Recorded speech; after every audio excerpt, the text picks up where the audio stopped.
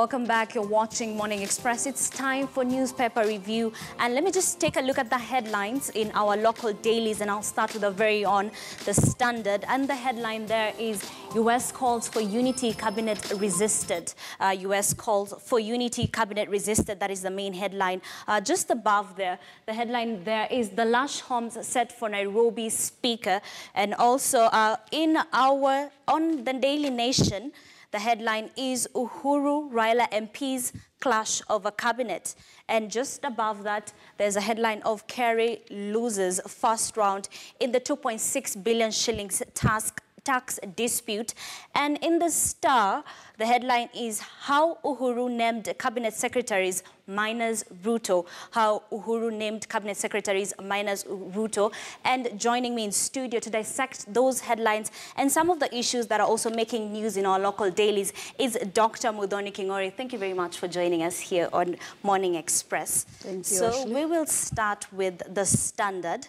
U.S. calls for unity, cabinet resisted. Now there are quotes from Raila Odinga, Musalia Mudavadi, Robert Godec, and Raphael Tuju there. Now, Mbadi for Raila, we are not interested in joining Uhuru and Ruto in forming a government. We cannot be part of an illegitimately elected administration. Musalia says we are unaware of the U.S.-Israeli push for government of national unity. The push by the US and EU for Raila to stop the swearing in is in the public domain and is not in good faith. While Godec says there is need for a national conversation on how to strengthen institutions to address the question of inclusivity, question of governance, and how to deal with the corruption. While Tuju says, did Donald Trump have dialogue with Hillary Clinton after their election? Is Governor Anyang' Nyong'o having dialogue with Jack Ranguma on how to run Kisumu? So I'll start with that. Daktari, your thoughts on just that, the headlines and the quotes. I think, Ashley, I would say this is, how would I call it, an interesting twist. And this may inform why, I mean, the whole cabinet has not been named. Yeah. We look at this as the intrigues that are happening behind the scenes. Yeah. So I think we just wait and see how what happens. There's this issue of, you know, now we need, Godec saying there's need for national conversation. Do you think it's going to heal the nation? Maybe your thoughts on that.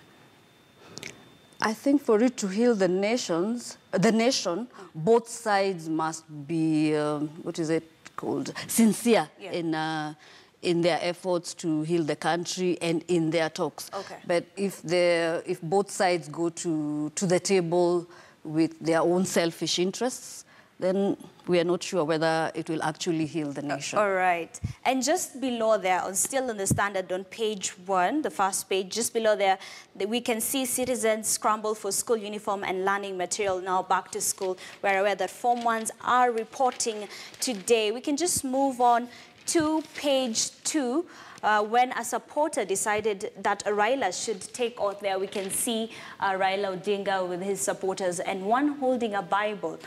Maybe your thoughts on this? I think it's quite, what would I call it, interesting. Yeah.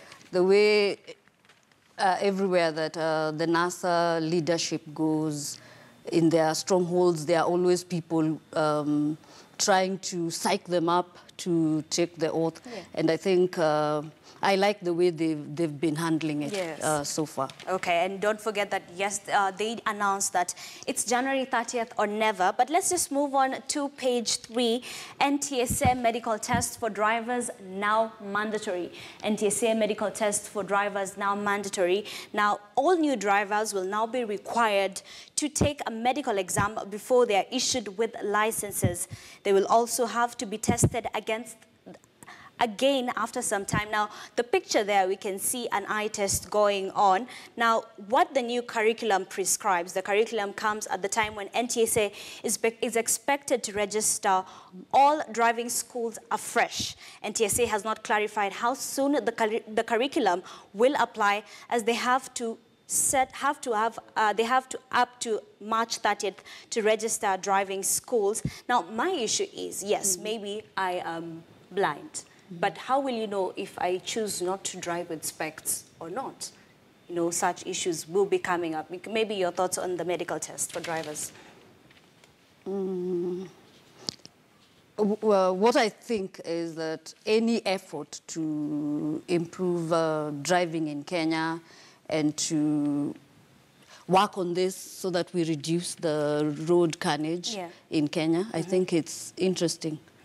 But like I have said before, I think we wait and see whether this will really have an effect. Okay. Yeah. Don't forget that licenses will now be pegged on a medical clearance. No learners will be issued with licenses if they have questionable health issues, especially related to eyesight. Now we can just move on to page 4. Ugali flour goes missing. Now, this is something that it's like a deja vu. You know, it happened last year around the same time, early 2017, and then here again, ugali flour goes missing. Your thoughts on this? Surprising. Surprising. And then this is now becoming, is it a chronic case in Kenya? So I don't know what the government is doing about this. I don't know whether there's somebody who wants to benefit, or like what happened last year, somebody hiding the stocks so that they make money. It's not a nice thing. It's not a nice thing, yeah? As a citizen, the cost of living is high. You know, there's this in January happening, and then all of a sudden, ugali flour goes missing. So, yeah, state subsidy, the maize flour subsidy program ended on December 31st under the discounted price scheme. A 2 kg packet retailed at 90 shillings, but this has since been adjusted upwards to 130 shillings. The subsidy program came into place following an outcry over runaway maize flour prices. COFEC termed the current shortage artificial and meant to benefit a few maize millers. Of course, if you want to get to know more on that stories, you can always get the copy of the standard from your nearest vendor. Now we'll just go to page 5, and the headline there is Jubilee and NASA chiefs resist unity cabinet bid. Jubilee and NASA chiefs resist unity and also cabinet bid. Now we've also we've talked about this issue, so we'll just move on to page 7. The headline on page 6 is Traders wants to take back dispute land. Now this is the issue of the St. Mary's Mission Hospital's land in Elementaita. Now a businessman who claimed he's donated 42 acres to St. Mary's Mission Hospitals will go to court to seek a review of last year's ruling on the ownership of the facility. Now, this has affected, you know, the events, the function of the hospital, and even patients. What can the government do, you know, to help such issues? A land issue, like we know in Kenya, is an emotive issue. And then I think in the recent past, we've also seen what happened to another hospital, which is also owned by the church. So what can we do but wait for the courts to come up with a decision on the same? Because we can't have the government issuing maybe an order that goes against what the court will say. All right, that is on page 6, but now we can move on to page 7. And Kalonzo dilemma of a ticket in Minipol to replace the late Nyenze. Kalonzo dilemma of a ticket in Minipol to replace the late Nyenze. Now, despite pressure to give direct nomination, former Vice President says party will give each candidate the equal opportunity. Now, in the race is Nyenze's widow, Edith Vethi, Niva Mwenda's son, Maluki Kitili, Advocate Benjamin Musyoki, Robert Mutiso, Hannington Mbiti, Ben Mbai, Dennis Mulwa, Fred Kimanga, and Benedict Mutiso. Now, Kalonzo Musyoka has quite a handful of, you know, contestants in this race, particular race, to replace the late Nyenze. What are your thoughts? Should he nominate someone, or should they just go for the by-election? The fair thing would be to have a nomination process, a fair nomination process, and let the members of the party, that is the Wananchi, decide on like if it's Wiper Party, who will be the candidate, and then the other parties also bring their candidates, and then we go for the by-election. All right. We can just move on to page 8, and Body in morgue for 3 months of a dowry row. Body in morgue for 3 months of a dowry row. That is the headline there. And the story is, it is now 3 months since Priscilla Mwangi died, but her body is still at the mortuary because of a dispute over dowry. Nathan Ondieki and Mwangi were married for 26 years, but he cannot bury his wife because his in-laws have demanded that he pays more than 1 cow as dowry. Now, this is shocking.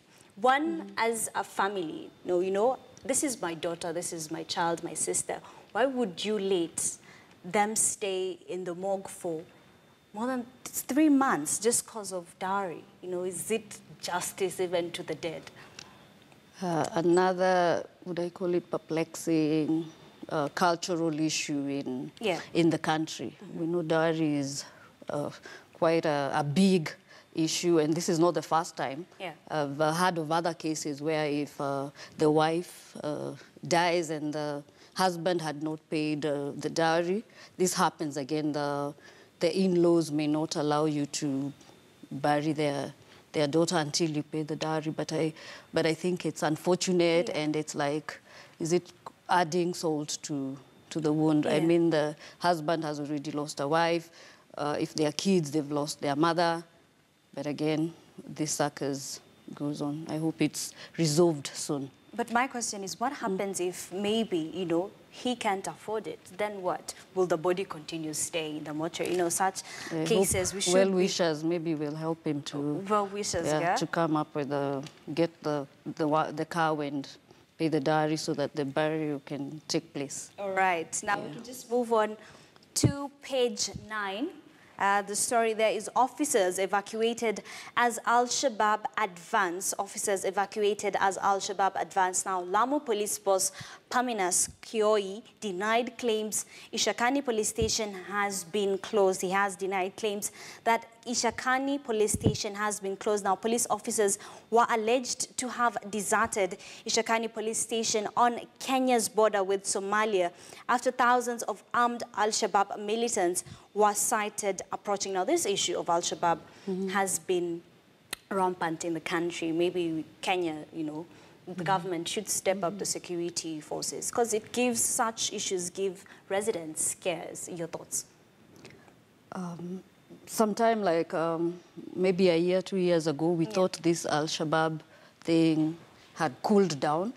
But recently with the attack in Mandera, and now when we read things like this, it's a bit scary, but I hope the government is doing everything that they can to make sure that the citizens are safe. Okay. Yeah. I want us to go to page 14. There is a very interesting drawing that maybe I would like your thoughts on it. It's just, there's a limo, or let's say a car, and whoever is inside is wearing a crown. That is on page 14. And they're saying, I know keeping power is expensive. While the one outside, the lady outside carrying a basket, is holding a list of food, fuel, unga, maziwa, rent, etc. And now the cost of power has gone up. I mean, the cost of living is already high as it is, but even now adding power to it, which is a utility that we need on our day-to-day life, you know. What are your thoughts on this? Again, something not so good for the common mwananchi, because we saw the government before the elections going around the country, putting power in homes. But now, if it's going to be expensive, will the common mwananchi really benefit from this power? You may opt to go back to the light that you used to use before because it's really becoming expensive. Or maybe, like some people are saying, we need a competitor. So that... Other than Kenya Power? Yeah, other than Kenya Power. Right. Okay, let's just move on to the Daily Nation there. And the headline is Uhuru Raila MPs clash of a cabinet. Uhuru Raila MP's clash of a cabinet. Now, a political firestorm is in the offing at the National Assembly over the vetting of cabinet secretaries, with NASA insisting all should be interviewed afresh, and Jubilee contending only new ones must be scrutinized. Now, there are quote from the President, National Assembly Majority Leader Aden Duale says, cabinet secretaries who have been given new duties in the president's second term do not have to be subjected to scrutinies by MPs before they are sworn in. And there, Minority Leader John Badi says, although NASA does not recognize President Uhuru's legitimacy, the law requires that all cabinet secretaries be vetted by the National Assembly before they can assume office. Your thoughts on this cabinet issue? Interesting thing. We'll have to wait and see what happens. Yeah. Will the government be able to push the agenda that these cabinet secretaries who have been in the office previously don't need to be vetted afresh, or will the opposition be able to push the government until they are vetted afresh? Yeah. I think the whole political scenario, again, we wait and see how it unfolds. Yes, and just to the side there, families face food crisis as cheap unga stocks run out. And just below that, poor homes to pay more for electricity. We've already touched those issues. So we will just move on to page 2, New Dawn, as 2017 KCP class begins life in secondary school. Now, we are aware that today the Form 1s will be reporting, and we wish them all the best. Now, thousands of last year's Kenya Certificate of Primary Education examination candidates will from today start a new life in secondary schools.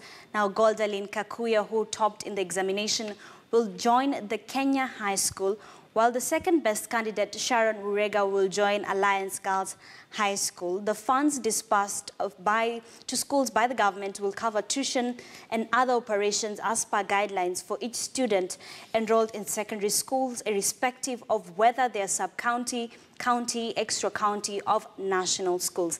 Now, the issue of the government, you know, coming up with the free secondary school education, how do you view it as a Kenyan?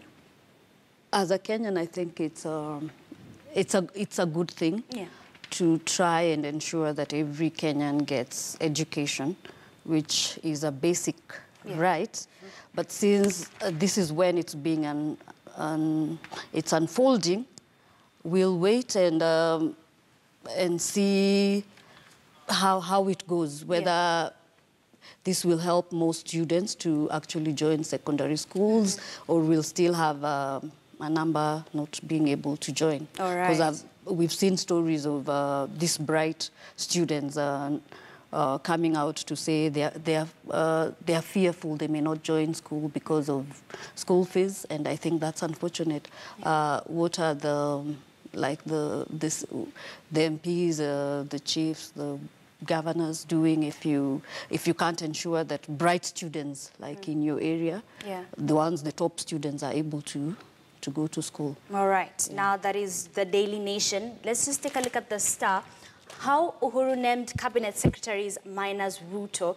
Now, this issue has been going on for some few days now, the issue of Ruto's absence. But here, it's a new twist. It says head of state had 3 sets of advisors who helped him decide on nominees. The televised statement he read to the nation on Friday had last-minute handwritten changes. Now, I don't think this looks good for the government, but I'll just let you comment on this.